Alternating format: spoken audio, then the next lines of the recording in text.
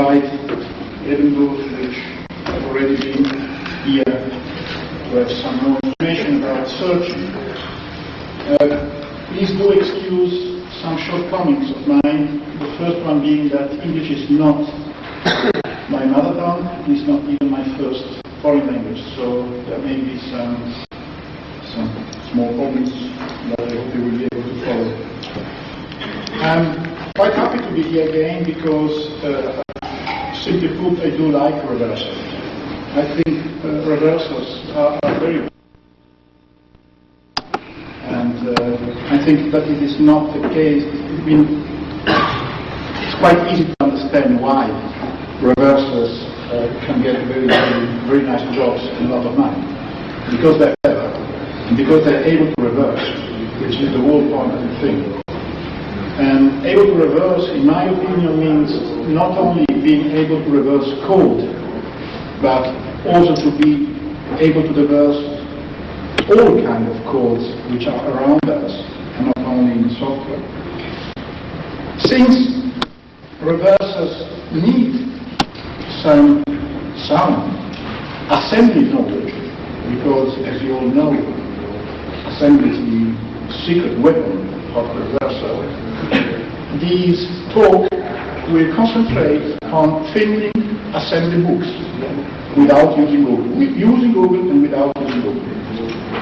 So at the end of the talk, you will have quite a lot of assembly books as well. Now, please do understand me correctly. We will find the books online, but we shouldn't download them unless it is allowed. And I've been told that in Canada it is not clear if it is allowed or not. So don't download them, just have a look at them online, and you will be able to find them every time you need them. So you don't need to download anything from the web. Because everything is on the web, and you will learn how to find it whenever you want. Music, software, books, whatever. You find it, you use it online, and you leave it there. Why should you use hard displays for things that you can find in minutes? And that's what we're going to do. The problem with Google is that Google is not your friend. Google is a very good search engine, and if you train it, if you teach him how to behave, you can still use it quite effectively. But as everybody can see, it is more and more spam, and the results that it delivers are worse and worse every day.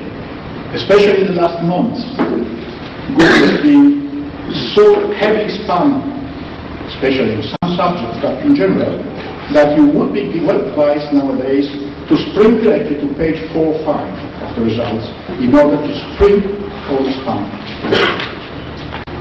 We will also see today why this happens. 5-6 years ago, a similar thing happened with Alta Vista. Alta Vista was the queen of the search engines, the beloved one.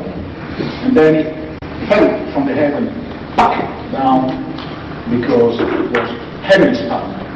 And until now, Alta Vista is not lost in this fame of being easily spammed, which it is by the way.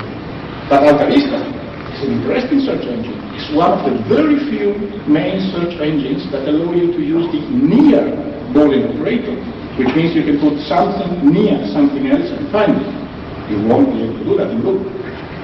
I always do that, but not me. So search engines can disappear and do disappear, and it is not automatically sure that Google will remain forever the best in quotes search engine. In fact, we see that at the moment there are among the main search engines Yahoo and MSN Search and what was Teoma and now is called Ask, which are all interesting contenders for Google. But the real point of the talk today is to show you some techniques to find things without using Google. So how to get to your targets from behind, from below, and from above. Because searchers need to know that. And you, as reversers, I think, need to know how to find whatever you want on the web. is very important in general, and especially if you're doing interesting things like reversing code. There are some smaller things which should be obvious, but I will just quickly tell you that.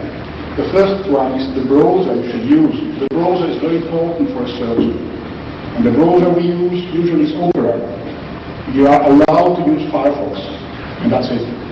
The problem with Firefox, maybe we should do a lightning talk on Saturday evening about Firefox versus Opera.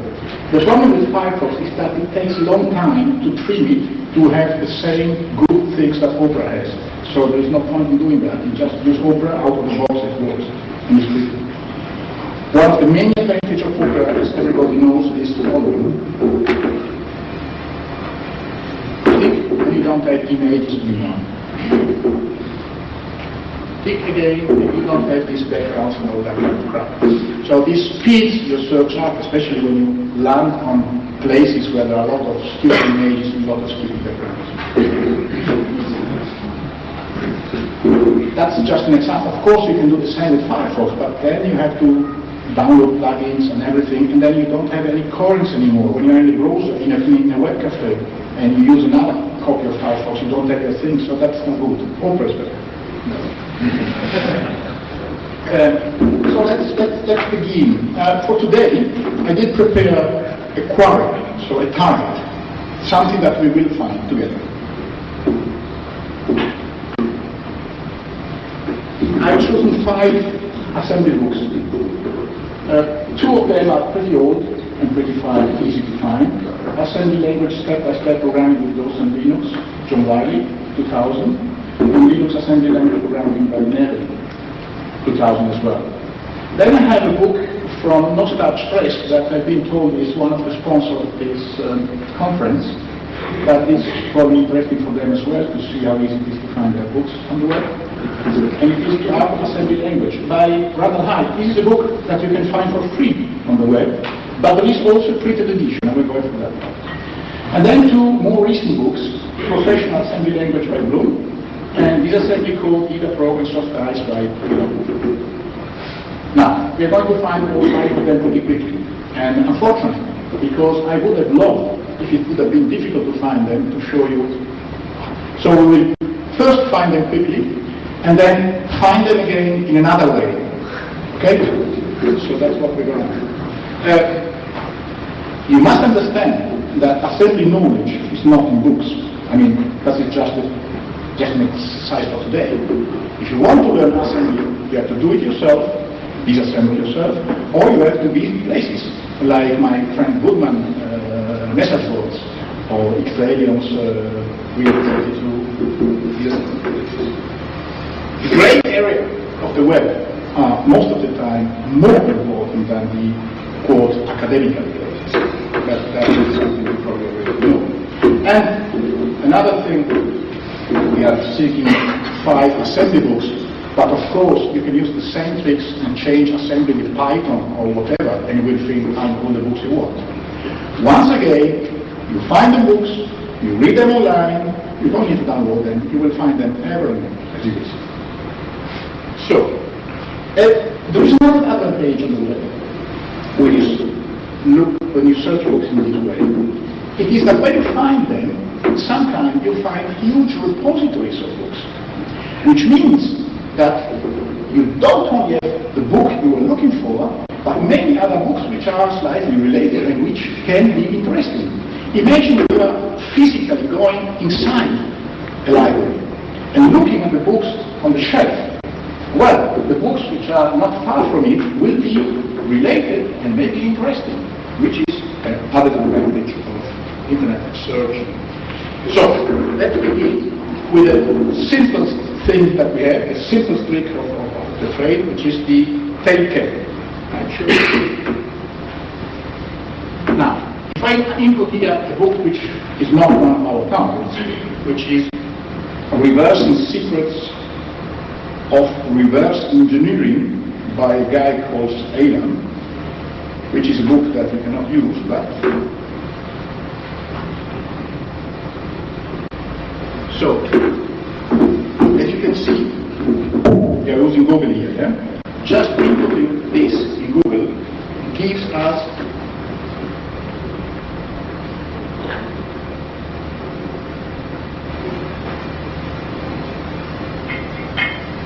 Here it is. It's one of the results in the first 2 pages that I showed you before. Yeah? It's the complete book. I'm not going to take it because I couldn't use it. But it is there. And we found it just in putting the title as it was. It is so damn easy for some. Now, for our first target, you see from the results in Google that we have a lot of crap. A lot of people that want to sell you, which is not what we want. We don't want to buy. We want to look. So, in fact, now I should tell you, see, Google is useless. But it is not true. We just add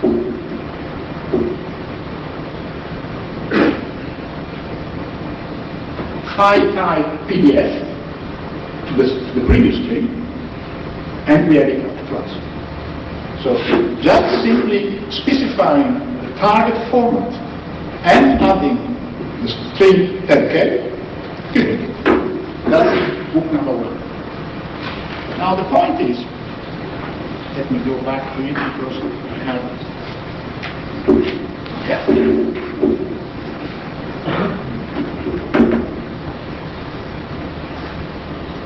we find it here in context Vnu Edu Vnu. Vnu is Vietnam. We will come back to this later. Vietnam is a very copyright relaxed country, and it is one of the reasons it is so easy to find books there. Now, this is a survey, of course. If we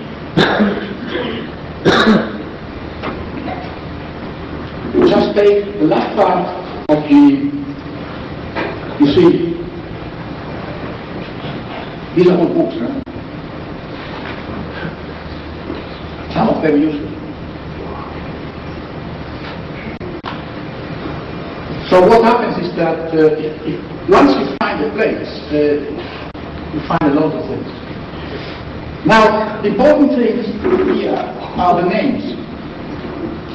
These locations may disappear, especially after 24.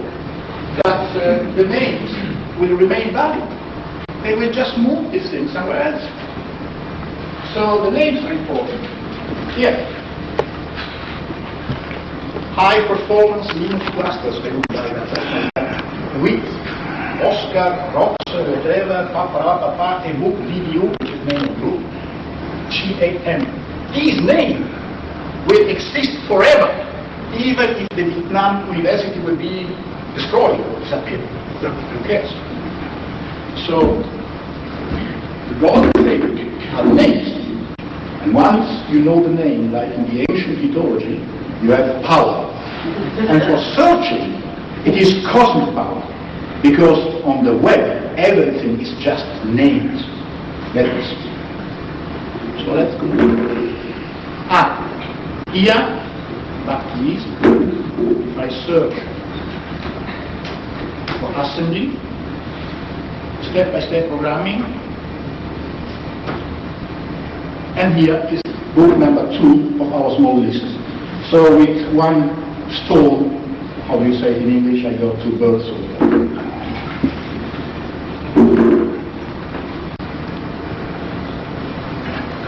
But this is still very, very, very easy and very, very simple. Let's go to our third target, which is the Art of Assembly Language by Ronald Hyde, non-starch press. This is a very nice book which has been put on the web completely free for everybody to use, but there is also a printed edition, and we want just to demonstrate how easy it is to find that as well.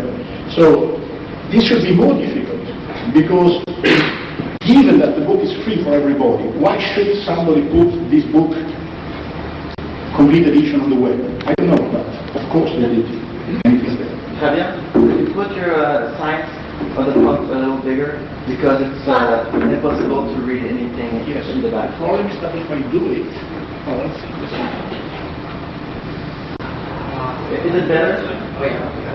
But these 5, for those of you that have a box in front of you, is online on searchlaws.org, and it is called Reversing our_searching_habits.htm. So you can have it on your box, and follow it more or less, same thing that I'm saying now.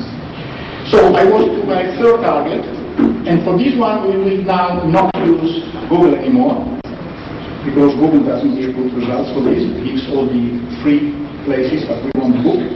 We will use Microsoft Search, and lo and behold, Microsoft Search is useful.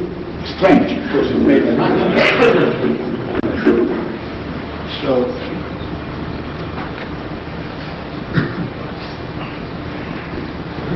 where is it?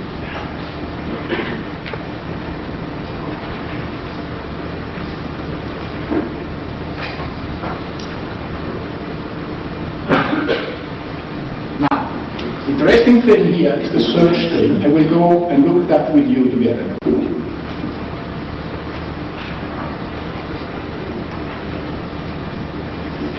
As you can see, there is the title, there is the word rapid share, we will come to that in a moment, and then there are the three sliders of Microsoft: freshness, match, and popularity. As you can see, popularity has been lowered to 33. The reason is quite clear.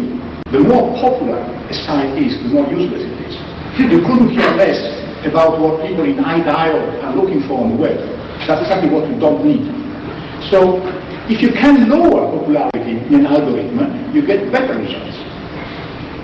With freshness and with match something else, but you get the idea. The real genius thing in this Microsoft search is that you can fine-tune the searching algorithms. You cannot do it in Google. But with Microsoft you can. So, with these sliders, which they are hidden, they are very hard to find because they don't understand that they're important.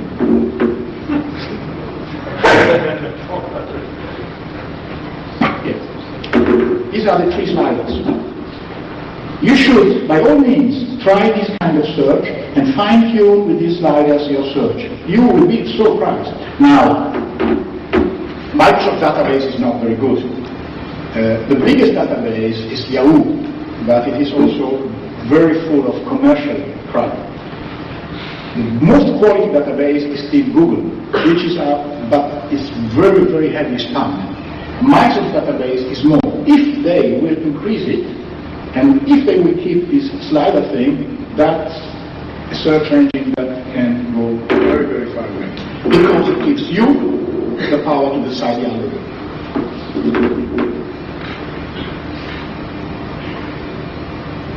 So,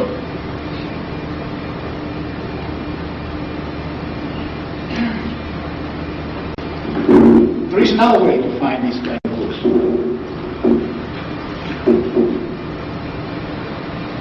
But first I have to explain you this rapid share thing.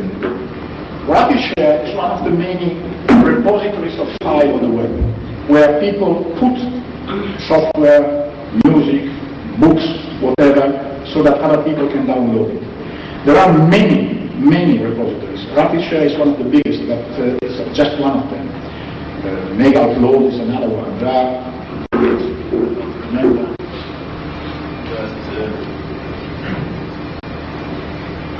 I think I have a list here.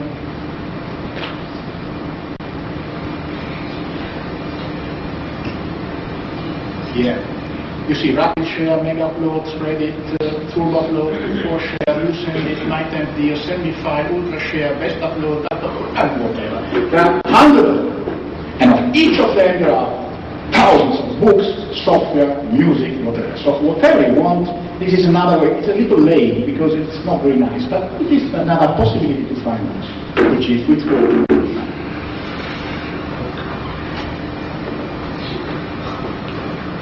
In this book that we already found, there is a string.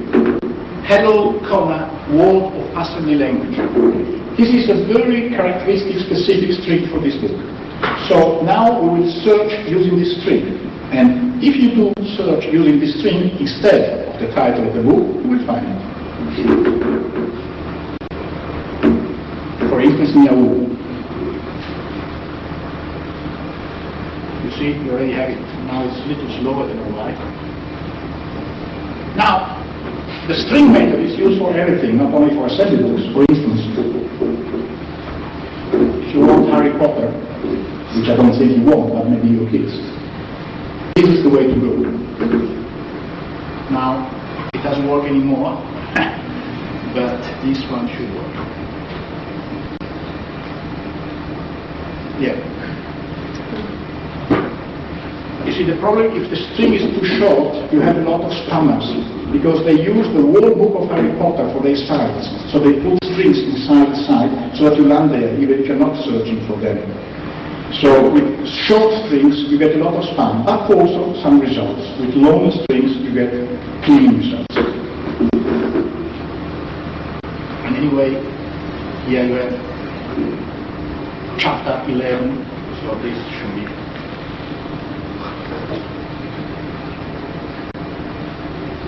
Now I don't know why we have a very slow connection.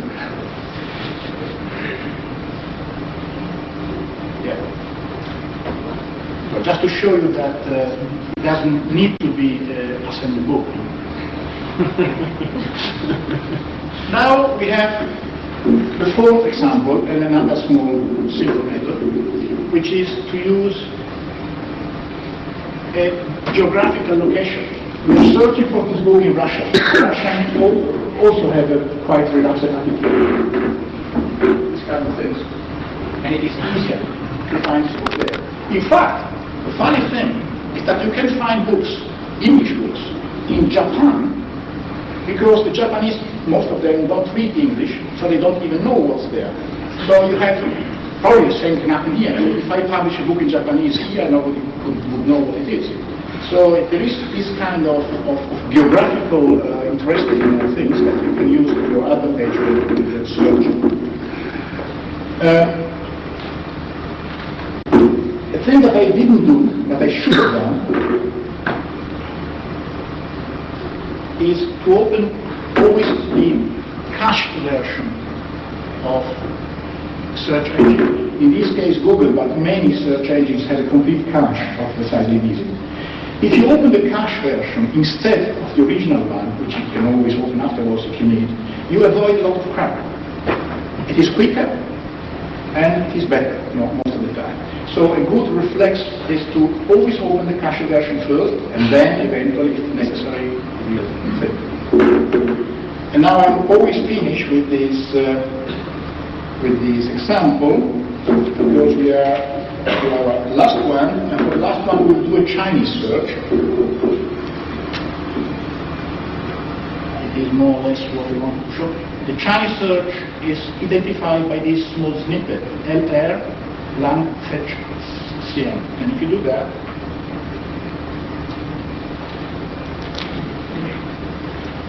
you see these are Chinese sites with this book, which they thought was important. They did put something. Now, another small trick is to take the title and to add HTML or HTML. This works most of the time. So I'm putting now disassembly code either Pro and Soft Ice HTML. I did it with T8, but I could do it with dots, same thing. It doesn't matter what's in the middle between the words. Okay? I do this. I hope, because it's very I've been done for a long time, but I hope the first result should be, and it is, the first result is correct. So you see how easy, once again, it is to find something with just a little bypassing. Note that this is true for other things as well, not only for books. Another trick is what they call the potpourri search, which is just to put all the names together in one search. Chances are that a place which has one book has also the other ones. And the interesting thing here is that you don't only find books, but you find interesting places as well. Because if a place has a lot of books, well, it's worth having a look at. So the potpourri search here will be this. And in fact, you you only have one good result. That's one of the problems with Google. They have censorship as well now, not only spam. But there are many, if you use another search engine, you're better served. But there is still the third result, the good one.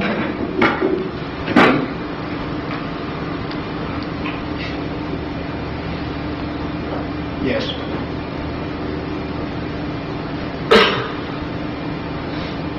It's somewhere in here. We don't care. You get it. I mean, you can find it here. So don't download these books. You don't need to. And remember that, as I said to you, the important thing is the name, because even if these locations disappear, and they will, the name is still the same, and they will just move the name around. This also happens with index of repositories where you can land sometimes. It is more important to take the name of the things than the URL address. The URL address may disappear, but the name will seldom change. So it was too easy, and we found everything almost without not using Google. So let's imagine we did it. Let's imagine all these books disappear and we have to find them again. Let's have a look at alternative techniques. The first one is to go for the format. Now, in case of books, for obvious reasons, the format would be CHN, PDF, RAR, or ZIP, or maybe ACE. Okay, these are the possible formats. So you have here two possible strings. This one, Google. I'm going to use Google sometime, less and less now. And this one for Yahoo. They are slightly different, but the idea is the same. You don't want HTML, you don't want HTML, you want index of the title, and then you want either ebooks or book, and you want either CHN or PDF or ZIP, and then assembly or whatever, Python.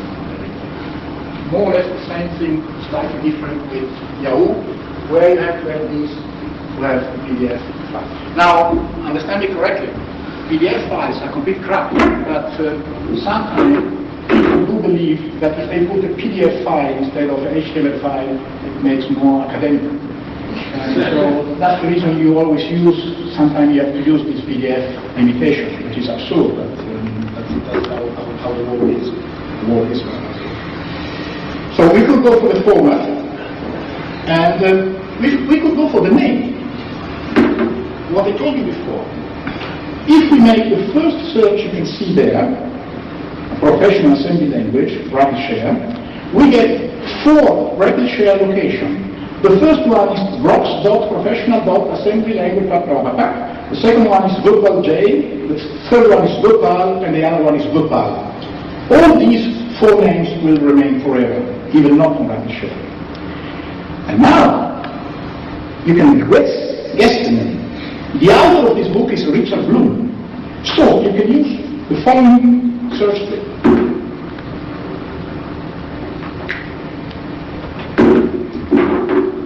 Search string is AirBloom RAR or AirBloom ZIP or AirBloom PDF.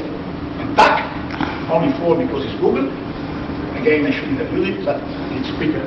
And you see that you get books, the same book with the name we didn't find. The name is now AirBloom because fantasy, people don't have fantasy. So they cannot invent a new name. They just take easy the name things. So if you can guess them, you have a very powerful weapon with them. Sometimes you can land on a site where there is a demo version of a software, where chances are that the demo version has a name and it is in a demo subdirectory. Well, you just change the demo subdirectory to, I don't know, clients or professional or whatever, and the same name, you get a complete version of the software. Because they don't have numbers. So another way to go, I'm just showing you different way to do it. And the point is the approach. It's not so much the targets, which are not very important. You can do it like the idiot zombies. You can go for P2P or for torrent. This is also the way to do it. I mean, you can do it stupid because you have a lot of other idiots that are downloading the same thing at the same moment, so it's slow. Whereas, if you search outside P2P and torrents, you find places where you are the only one downloading.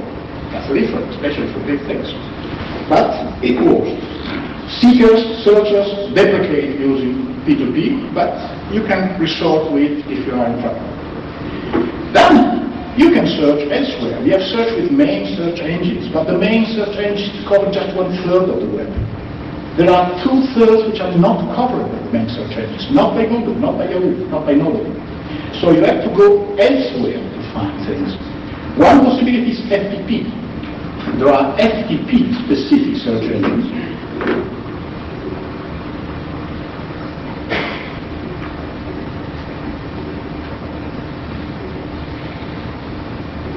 So I have here a page of mine that we just input on the main search engine, FTP search engines, and you will find them, of course. These FTP search engines are sometimes they give very, very interesting results.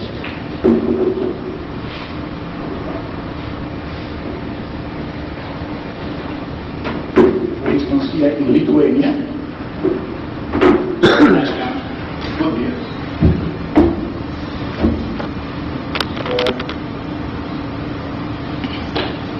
Didn't make a mistake.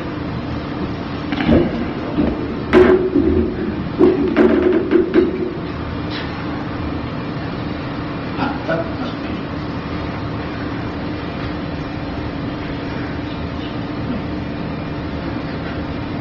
Sorry, I don't know why these are the last 10 downloaded files. It's not what I was looking for.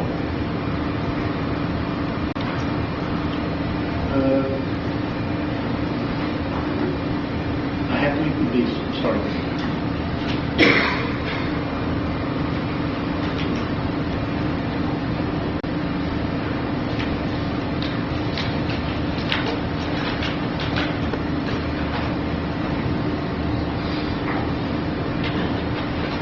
Well, just one. But it works, so you can search with FTP as well.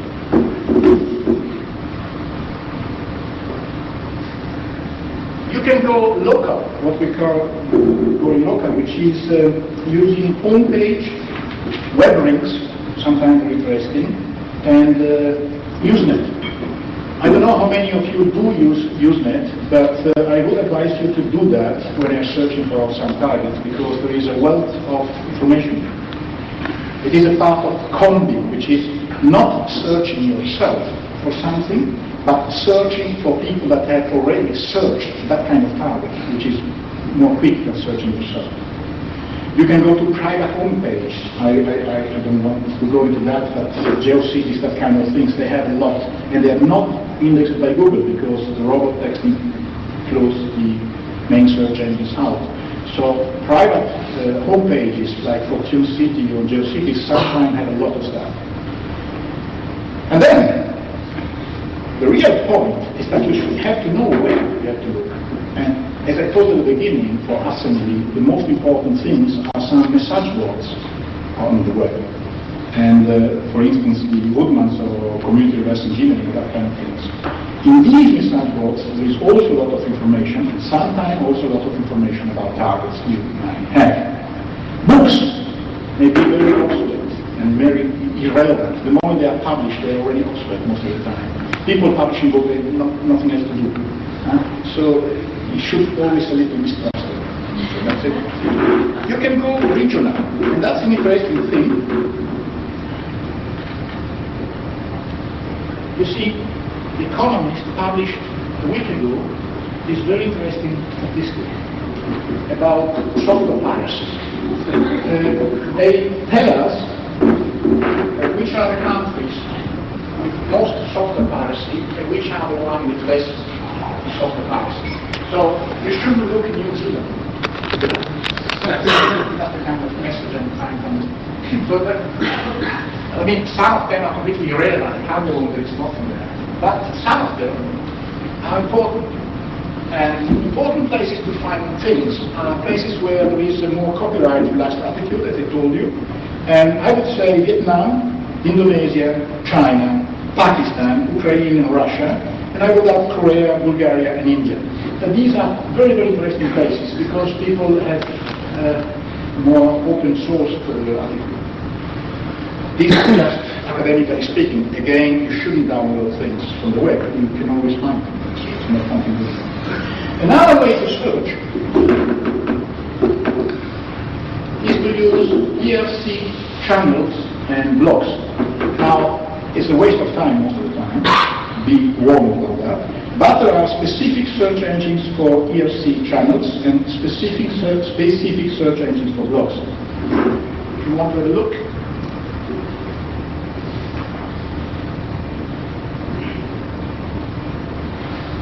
these are the most commonly used ones for ERC.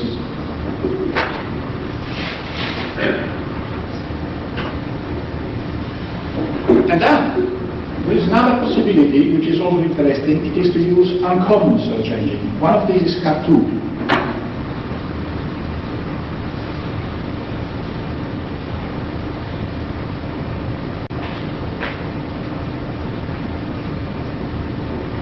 On the left side, as you can see, there are some suggestions for refining, which is a sometimes very refreshing way to add or to eliminate terms from your query.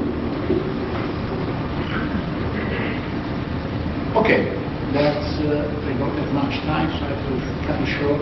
This is already old image of the web and the relative importance of search engines. As you can see, Google covers all the small part of the bulk of the web and a very small part of the hidden web.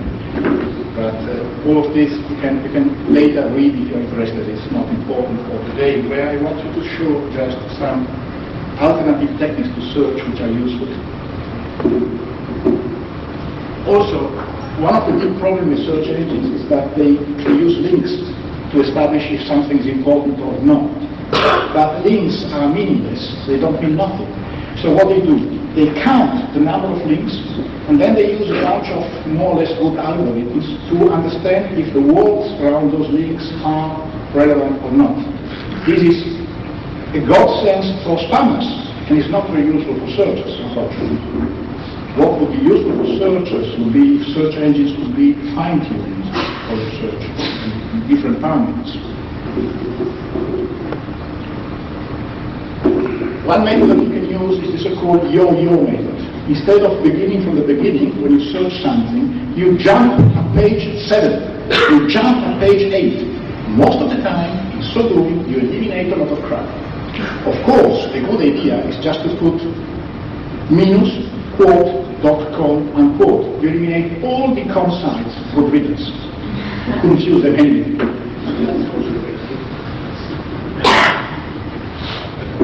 With the spammers, I mean, if you think that spam is annoying in your email box, you should see as annoying it is now with Google and everybody else on search engines. For some terms, you have to walk inside 100 results to begin to see some signal. All noise, and nothing else. That's the problem with Google. It began summer last year.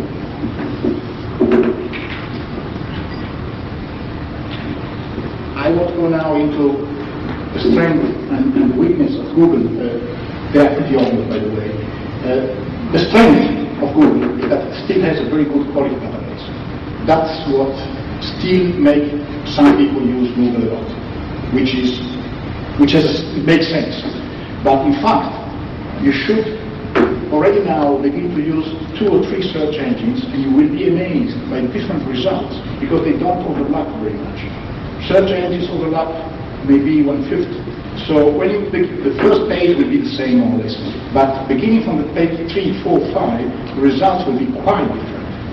So if you're serious about searching something, then you will see that using more than one search engine is a very good idea. Quickly, some rules.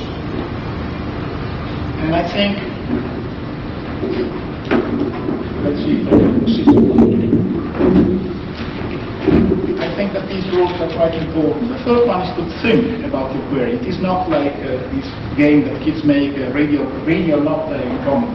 You have to think about your query a little before beginning it. If you do it, you will gain a lot of speed when you can go for it. So you have to know how to formulate the question correctly, and you know where to look. As I told you before in the case of assembly, where to look are some examples which are very important. Then there are some funny techniques that you can learn about if you're interested, like trolling. You can troll for information. You plant a troll on research boards, and people will be so crazy about it that they will answer giving you information. It works perfectly most of the time. You must be a little clever with that, but it works. So, starting, knowing who is somebody personally, and then social engineering with him directly, works most of the time. People that write books are very, very happy to send you the book, to speak with you about the book, because nobody cares. So when somebody emails them and says, I read your book, can you tell me? Oh, yes, of course, and you get a lot of information. That's also very interesting. And there are other techniques that I won't go into now. Finding is a matter of formulating correctly your question, your query. This depends on what you're searching for, but the more you do it, the more you will learn by searching. Refining is very important. You can refine, as I show you, geographically, but you can also refine temporally. You can decide to search only for things in 2005, or for things in 2003 to 2005, or for things before 2003. Depends what you're searching. Again, temporally is quite important. And then, of course, you can search for specific types of targets. And then the most important thing, and the thing that most people underestimate, is evaluating what you find. When you find something, you must know if it is correct or not. And this is not easy, but there are some rules. The good rules is to ask yourself, whenever you find something on the web, who made it, what it is, where it has been made, who has helped the author, why it has been made, how it has been made, and when. So these simple questions, which are very old and used in rhetoric many centuries ago, are very important to understand what you found. And a good tool to search for the validity of something is the archive order, where you have a complete copy of the site in previous time, previous moment of time. This is, for instance, my site, and as you can see, the first copy began in 2000, April 7. There is a copy there of my site. And the last one they have is in 2005. They are a little late in doing that. This is also very interesting for designers, because if you put Yahoo.com, you can see the development of Yahoo over the time, graphically as well. So you will see how Yahoo from a simple interface went to a very complex interface, which was completely cracked, and then went back slowly towards the more key one, because Google was pushing it. So that's also very interesting. And these archive, there are 3 or 4 these kind of repositories. Archive is the best one, and you should by all means use it if you want to check the validity of something you found. Did it exist 1 year ago or not? Was it the same or not? Did it develop? Did they change something? Or did they just put it there and there? That's also interesting for evaluation. And I think I'm almost finished in time, but I still have one.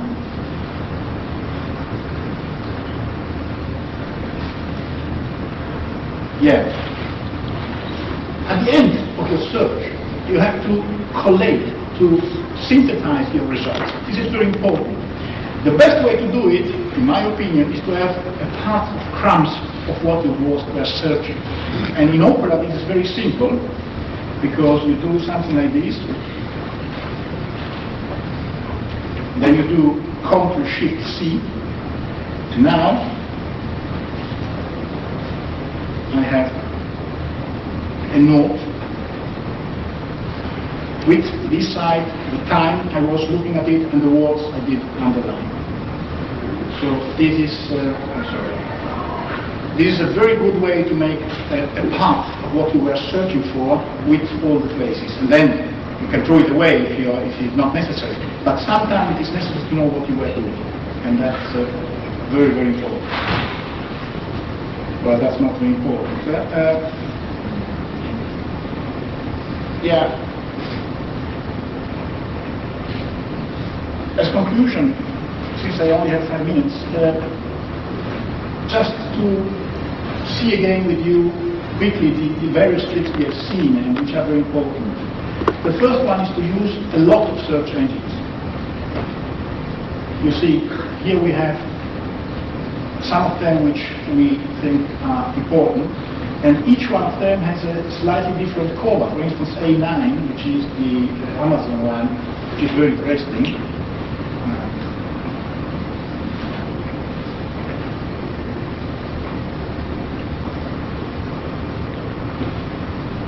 Sorry, slow.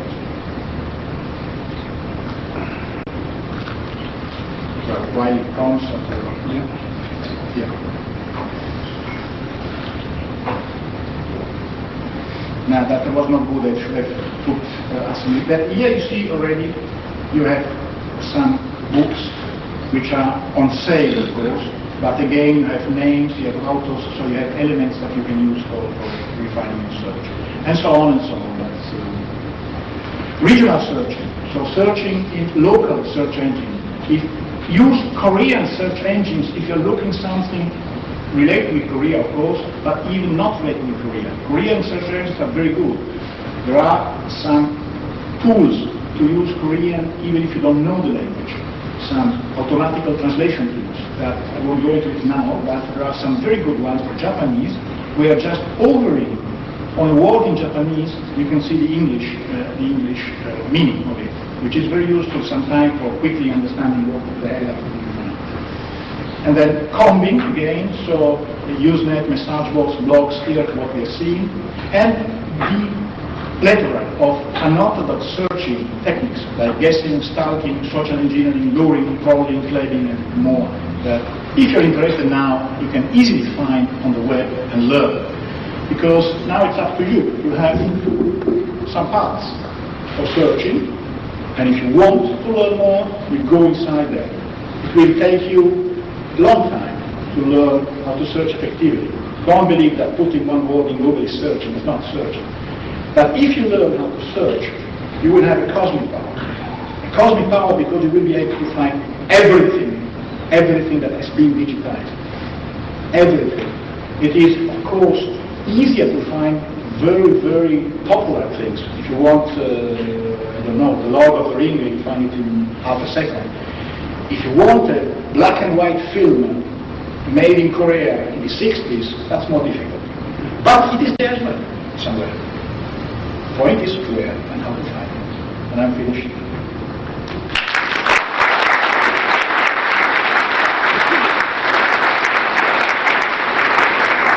If you have any questions now, I'm here. If not, I will remain here for 2 or 3 days and you can ask me also. Yes? Have you looked at any of the associated tools or the visual representation tools that will do grouping and relationship? For instance, Hive or Rocker or any of the other tools that will do sort of comparison Yes. of search engine results and relationship definition to search engine results? Yes, I didn't go into it, but there is a whole part of searching which is writing your own bots. In fact, you don't search yourself. You send your bots in the morning, and then they come back in the evening with all the results as such. And that's the way to do it, actually. And these kind of tools can be also integrated in these kind of scripts. So you can have a very nice visual ramification of the place where your targets are. But this is more basic. It is just to show you that that there are ways to not to rely only on the main search engines. That was the point. But if you are interested in that, there is a whole section, even on my site, even if it's little about scripting your bots. And some ready bots that you can use, modify, and ameliorate if you can. Most of them are in PhD, but some of them now begin to be in Python, which is better. I have a two-part question. I appreciate that image you had on the top of your website. It's Caravaggio. Do the Yes, same Caravaggio. alternatives. Now, I was wondering why you put that there, why you chose that image, and also these search techniques work very well for stuff that can be parsed in some sort of text form. Now, assuming I did not know that this was Caravaggio, and I wanted to know, I see this image, and I'm thinking, what type of image is this? How can I figure that out? How can you use a search engine and give image as input and find something useful out of that? I will begin from the last point. The real problem is, in a 1 hour talk, you cannot explain. There is so many techniques. Image searching is quite different actually from text search, of course. Even if text around the images play a role. There are two ways to do image searching that I explain on my site, and I will go quickly to that. The first one is to search an image you know who has made it and what it is. That's pretty easy and pretty quick for all those reasons. More complicated is to search an image that you don't know the name, you don't just know how it looks like, but what was it exactly, you don't know anymore. There, that's much more complicated. And there is a pixel way, there is a dimension way. If you remember roughly the dimensions, there is a location way, so it depends from what you can remember, what was around it, where did you see it? Was it in Denmark during a trip, or was it in your hometown? So that kind of things. And you add all of these things, you think about this search a little before beginning, and then chances are you can find it. There is also a tool that we have developed, actually. It is on my site as well. It has a small database at the moment, but it can be bigger. You put an image there, and you say, you found the image now, but you know who has made it, that's the other way around, and it will find this image on the web, because it uses pixel correlation and dimensions and that kind of numbers. Image searching is a science per se, which is slightly more complicated, but very, very interesting. Music searching is also difficult. If you don't know the title of the music, you just remember the refrain. How do you find it? It's not easy, but you can. There are ways to do that. There is a way to transform this refrain that you badly remember into a MIDI file and then to search with that. And now the first part of your question. This is a Caravaggio image because I have been told that a big shocking image fixed people's memory on something that they saw.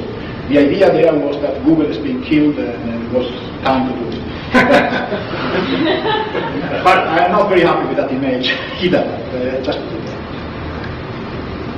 any other questions?